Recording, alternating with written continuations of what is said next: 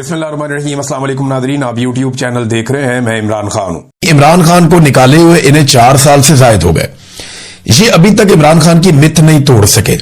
इमरान खान को जेल में डाले हुए इन्हें 3 साल हो गए। ये अभी तक इमरान खान साहब की मकबूलियत को नहीं खा सके।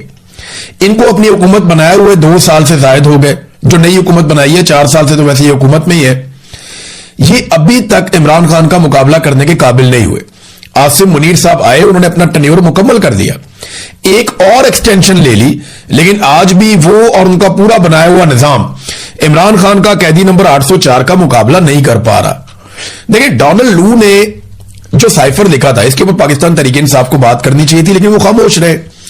उन्होंने इसके ऊपर ज्यादा बात नहीं की। ज्यादातर लोग डरते हैं पाकिस्तान में, और ये हकीकत है। और मेरे ख्याल में वो इतना नाजायज भी नहीं है। आप लोगों को ब्लेम नहीं कर सकते, मारने वाले को ब्लेम करना चाहिए। मार खाने वाले या मजलूम को बुरा क्या कहना। लोग बेचारे एक लेवल तक लड़ सकते हैं, अब बंदूक उठा के गोली तो नहीं चला सकते ना। अब बंदूक को इस्तेमाल किया जाता है। लोग टैक्स के पैसे से जो बंदूकें खरीद के देते हैं, वही बंदूकें लोगों के ऊपर सीधी की हुई है। तो लोग अब बंदूक उठा के नहीं लड़ रहे, तो इससे फायदा उठाना चाहिए, निजाम को चलने देना चाहिए। या आप इंतजार कर रहे हैं उस वक्त का जब लोग आके सामने खड़े हो जाएंगे और लोग फिर बंदूक की गोली से भी नहीं डरेंगे। और अल्टीमेटली यही होता है, पूरी दुनिया में यही होता है। जब आप जुल्म को एक लेवल से ज्यादा बढ़ा देते हैं, फिर वो मिट जाता है। तो पाकिस्तान में ये होना तो है। डोनाल्ड लू ने जब ये साइफर आया, उसने जब बातचीत की पाकिस्तानी सफीर से, फिर साइफर आया पाकिस्तान में, जो उसने पैगाम भेजा कि अगर तहरीक अदम एतमाद कामयाब हो जाती है तो सारा कुछ माफ कर दिया जाएगा। उसके बाद हमने देखा पाकिस्तान में कि सारा कुछ माफ कर दिया गया।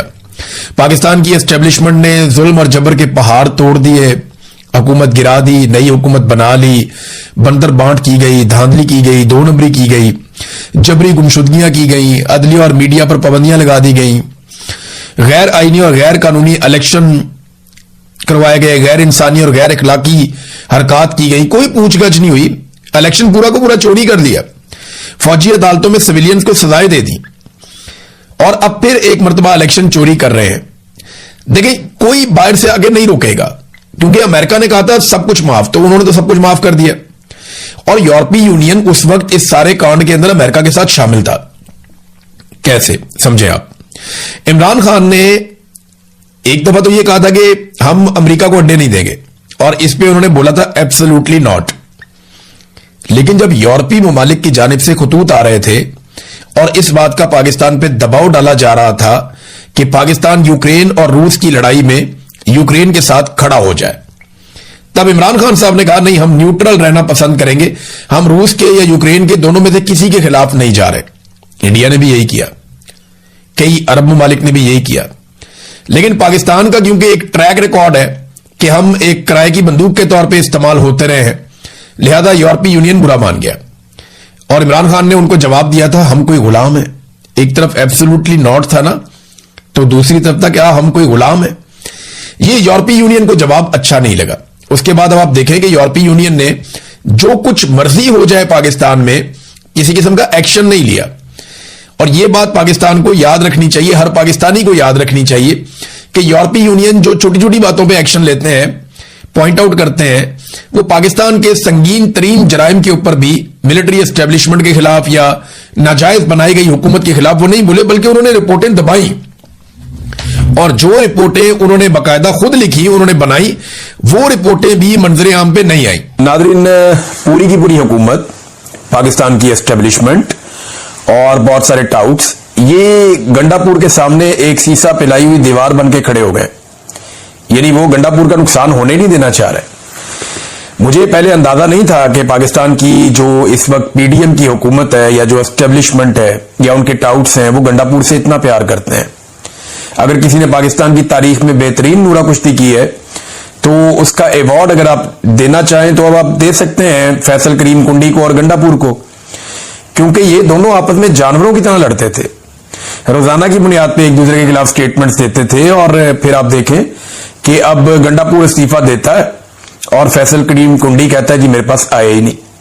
हालांकि गुज़िश्ता रात लेट नाइट इस्तीफा पहुंच चुका, लेकिन फैसल करीम कुंडी कहता है मेरे पास गंडापुर का इस्तीफा नहीं आया। वफाकी वुज़रा बैठे हुए प्रेस कॉन्फ्रेंस कर रहे हैं गंडापुर की हमायत में।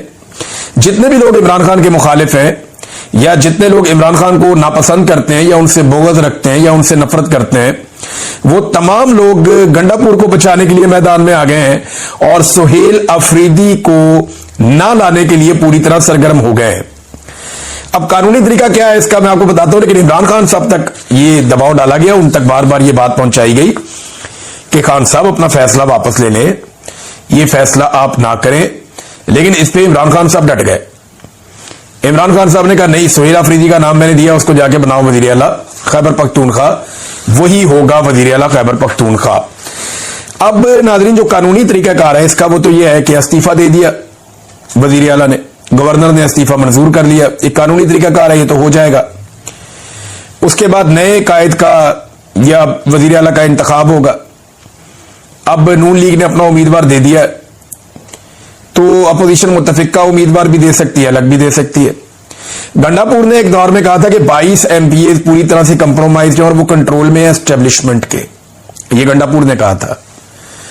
तो अब वो 22 एमपीए का भी इम्तिहान है, क्योंकि इलेक्शन कमीशन ऑफ पाकिस्तान ने फौरी तौर पर एक बड़ी कार्रवाई डाल दी है। उन्होंने सुप्रीम कोर्ट ऑफ पाकिस्तान के एक फैसले को जवाज बनाते हुए पाकिस्तान तहरीक इंसाफ के तमाम एमपीएस को, एमएनएस को आजाद डिक्लेयर कर दिया। यानी अब कोई कहीं भी वोट डाल सकता है, लेकिन जो जहां भी वोट डालेगा वो फिर वहीं पे रहेगा, वापस आने का कोई रास्ता नहीं है। खैबर पख्तूनख्वा में इमरान खान साहब के एमपीए तोड़ लेना कोई खाला जी का वाड़ा नहीं है कि एस्टेब्लिशमेंट जाएगी या सेक्टर कमांडर्स या वहां पे जितने भी एजेंसियों के लोग हैं वो लोग अपना दबाव डालेंगे, बंदे अगवा करेंगे, पकड़ेंगे, मारेंगे, कुटेंगे और कहेंगे जी हमने इतने बंदे तोड़ लिए और अब ये बंदे नून लीग के उम्मीदवार को वोट डालेंगे। ये नहीं होना, इक्का दुक्का हो सकता है, बड़े पैमाने पर यह मुमकिन नहीं है, ये नहीं होना। हालात अब बहुत बदल गए हैं। इन्हें तो 2022 में पंजाब में से टोटल मिला के 20 बंदे मिले थे बड़ी मुश्किल से, पूरे पंजाब में इतनी बड़ी असेंबली में से, और बाद में भी उनमें से 16 बंदे 17 बंदे सीटें हार गए थे। पीएमएलएन की दुर्गत बन गई थी जहां पे ये लोग छोड़कर गए थे। तो इलेक्शन तो जब भी ठीक होगा, ये लोग तो कभी इलेक्शन जीतने का सोच भी नहीं सकेंगे। हाँ, पैसा वैसा देकर वो कोशिश कर भी लें तो 2/3 अक्सरियत के सामने इनकी दाल नहीं गलनी। कानूनी तरीकाकार ये है कि अपोजिशन अपना बंदा लाएगी और जो पार्टी जिसके वजीर आला ने इस्तीफा दिया, रूलिंग पार्टी, वो अपना बंदा लाएगी और फिर नए वजीर आला का इंतखाब होगा, नया वजीर आला हलफ लेगा। उसके बाद जो नया वजीर आला आएगा वो अपनी काबीना के बंदे चुनेगा और फिर एक नई कैबिनेट नए सिरे से काम शुरू कर देगी। सुहेल अफरीदी इमरान खान का उम्मीदवार है, उसके बारे में कल तक कोई बात ही नहीं करता था। कल तक किसी ने नहीं कहा कि यह दहशतगर्द है या दहशतगर्दों का सहूलतकार है, कल तक किसी ने नहीं कहा। लेकिन अब वो कहानियां आ रही है कि जनाब ये तो दहशतगर्दों का सहूलतकार है, ये तो दहशतगर्द है, इंतहा पसंद आदमी है और मालूम नहीं कौन कौन से इल्जाम उसके ऊपर लगाए जा रहे हैं। और ये कहा जा रहा है कि ये रियासत का बागी है, बगावत करता है, फौज के बड़ा खिलाफ है, इस किस्म की बातें की जा रही हैं। ये बातें अब की जा रही हैं जब इमरान खान ने इसको नामजद कर दिया।